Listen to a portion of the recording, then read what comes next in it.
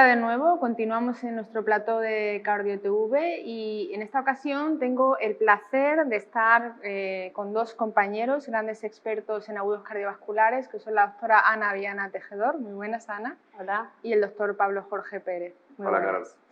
Ana, Pablo, una de las sesiones que tienen más éxito del Congreso, ¿no? Es una sesión en la que se revisan casos complejos en pacientes agudos cardiovasculares con un enfoque muy práctico, con casos interactivos, y es una de las sesiones que siempre son más acogidas.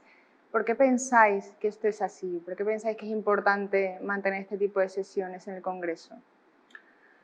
Pues la verdad que ya llevamos unos años, ya llevamos como, no recuerdo si es el cuarto o el quinto año que repetimos sesión incluso con el mismo título, con el título atractivo de pesadillas, porque al final, pues en el día a día de nuestro trabajo, de las unidades coronarias, las unidades de críticos, pues muchas veces tenemos dificultades y suponen verdaderos retos enfrentarnos a estos pacientes, ¿no?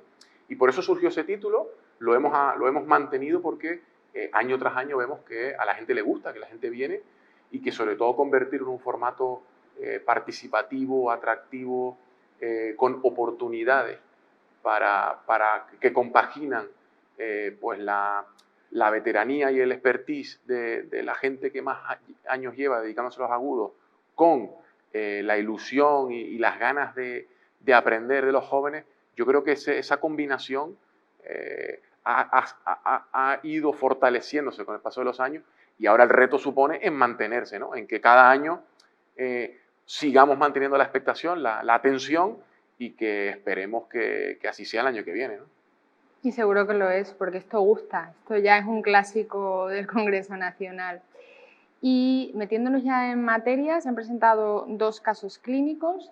El primero de ellos es un paciente con tormenta rítmica y se ha revisado un poquito, ¿no?, las guías de arritmias ventriculares. No sé si nos podéis resumir o describir la aplicabilidad de estas guías de arritmias ventriculares en nuestra práctica. La verdad es que se han presentado dos casos, como todos los años, muy complejos, ¿no?, que fueron verdaderas pesadillas en la coronaria.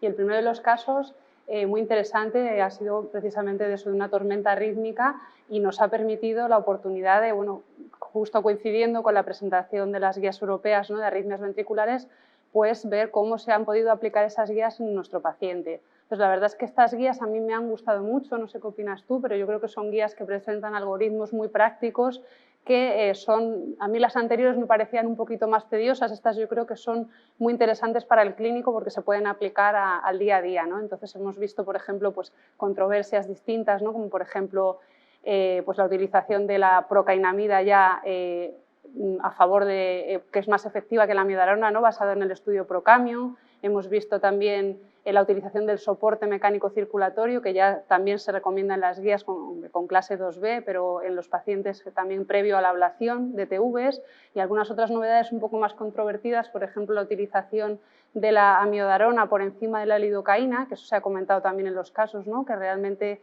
esa evidencia procede de las guías de RCP, no de las de arritmias, pero bueno, ha habido muchos temas, desde luego, interesantes que hemos tratado en la sesión. Sí, porque al final yo creo que una cosa son lo que dicen las guías, ¿no?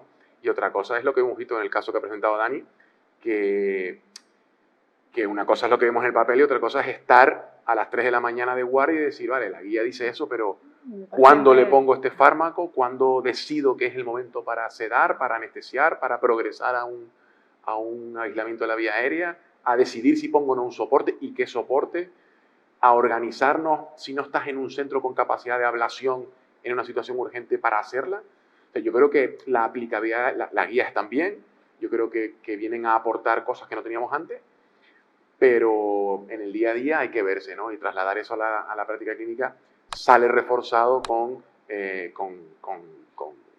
sesiones como esta, ¿no? Lo más bonito de estos casos es justamente eso, ¿no?, comentar cada uno pues lo que hace en su centro, qué posibilidades tiene y desde luego que aprendemos al final mucho entre todos. Y que te pones un poco en la piel, ¿no? Simulas un poco la situación de ese paciente, de la persona que lo cuenta, que lo vivió, qué es lo que hizo, ¿no? Y yo creo que es lo más próximo, como decís, bueno, las guías están ahí, pero luego el paciente que yo tengo a lo mejor está fuera de la guía o a lo mejor no cumple todos los criterios que me dice que tengo que ponerle un fármaco o el otro. O sea, que yo creo que realmente Sí, el interés práctico viene por ahí. Siempre está, el que está en la audiencia, ¿no? Normalmente, o incluso yo que estaba moderando, esto me ha pasado a mí, esto lo he vivido yo antes, ¿no?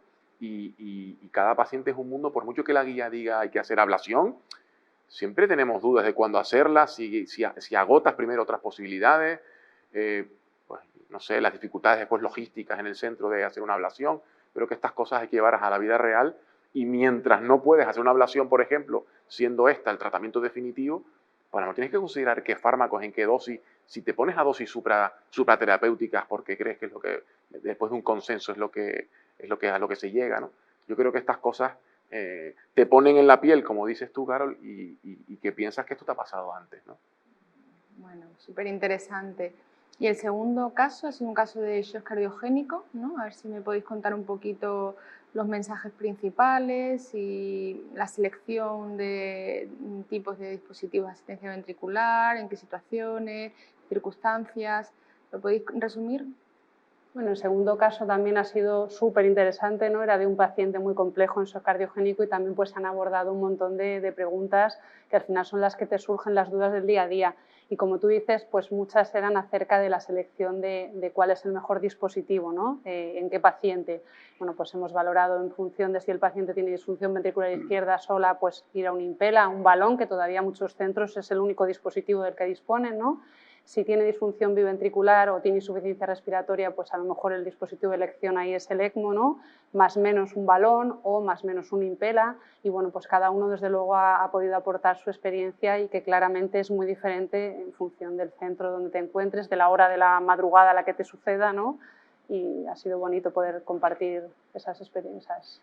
Y yo creo que sale reforzado un tema que siempre hablamos, ¿no? Y que creo que cada vez más es más necesario, ¿no? Que es la utilidad de los shock team, ¿no? Del equipo shock y que en esa participación del shock team esté el equipo, bueno, el cardiólogo de agudos intensivos que habitualmente pues, conoce más el paciente y los días posteriores como pueden ser, el hemodinamista, el cirujano en el caso de que tenga que intervenir, pero esto es fundamental, el especialista en insuficiencia cardíaca si es un paciente que ya está en una monográfica de insuficiencia cardíaca o una miocardiopatía. Yo creo que sale reforzado el valor del shock team porque las decisiones, cuando hay que tomarlas, a veces es muy complejo y esto de asistir antes o después de revascularizar, si es uno u otro dispositivo, hay una serie de variabilidades y bueno, y ahí pues está ese salserío que tenemos entre hemodinamistas y cardiólogos clínicos muchas veces, pues mira, yo prefiero abrir la arteria, que seguro que tardo menos, o yo prefiero asistirlo antes, ¿no? Y probablemente no haya dos casos iguales, ¿no? Y a veces, en muchos casos nos equivoquemos y aprendamos de esto, y en otros, pues lo tengamos más claro, ¿no? Pero yo creo que esto es vital, ¿eh?